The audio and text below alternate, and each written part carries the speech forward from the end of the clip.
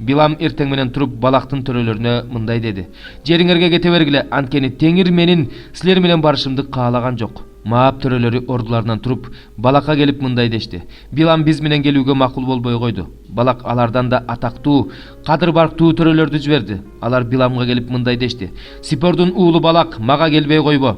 Сага чоң сый көрсөтөм. Сен мага эмне айтсаң, ошонун бардыгын жасайм. Келип бул элди каргап бер" деп жатат.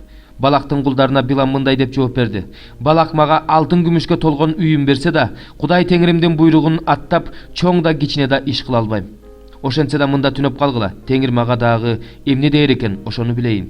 Кудай түн ичинде Биламга келип мындай деди: "Бул кишилер сени чакырып келсе, ордуңан туруп булар менен жөнө. Бирок мен айтканды гана кыл." Билам эртеси эртең менен туруп эшегин токуп Маап төрөлөр менен жөнөдү. Анын кеткенине Кудай каарданды. Ошондо ага тоскоолдук кылыш үчүн Теңирдин периштеси алдынан чыкты. Билам өзүнүн ургаачы эшегин минип бараткан. Жанында 2 малайы бар эле. Ошондо эшеги колуна кылыч кармап жолунда турган Теңирдин периштесин көрүп, жолдон бурулуп талаага салды. Билам болсо эшегин жолго кайрыш үчүн сабап кирди. Теңирдин периштеси жүзүм зарлардын ортосундагы кууш жолдо туруп калды. Жолдун эки тарабы тең дубал эле. Эшек Теңирдин периштесин көргөндө дубал жакка ыктап Биламдын бутун кысып салды. Билам дагы сабап кирди. Теңирдин периштеси болсо ал жерден жылып, оңго да солго да бурула алгыс тар жерге туруп алды. Билам минип турган эшек Теңирдин периштесин көрүп жата калды. Биламдын каары кайнап эшекти таяк менен сабап кирди.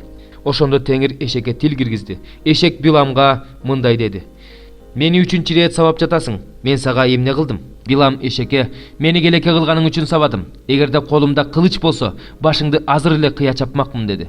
Эшек болсо Биламга: "Ушул күнгө чейин өзүң минип жүргөн алдыңдагы эшегиң мен эмес белем. Сага ушинте турган өнөкөтүм бар беле" деди.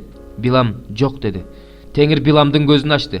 Ал колуна жалаңдаган кылыч кармап, жолдо турган Теңирдин периштесин көрдү. Ошондо ал ага таазим кылып, жүз төмөндөп жыгылды. Теңирдин периштеси ага мындай деди: "Эмне үчүн эшегиңди 3 жолу сабадың? Бараткан жолуң менин алдымда туура болбогондуктан мен сага тоскоолдук кылыш үчүн чыктым. Эшегиң мени көрүп 3 рет жолдон бурулду. Бурулуп кетпегенде мен аны тирүү калтырып, сени өлтүрүп коймокмун."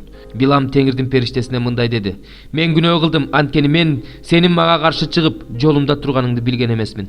Бул сага жакпаса, анда мен кайра тартайын." Ошондо Теңирдин периштеси Биламга мындай деди: "Бул кишилер менен бара бер, бирок мен сага эмне десем, ошону гана сүйлөйсүң." Ошентип Билам балактын төрөлөр менен жөнөп кетти.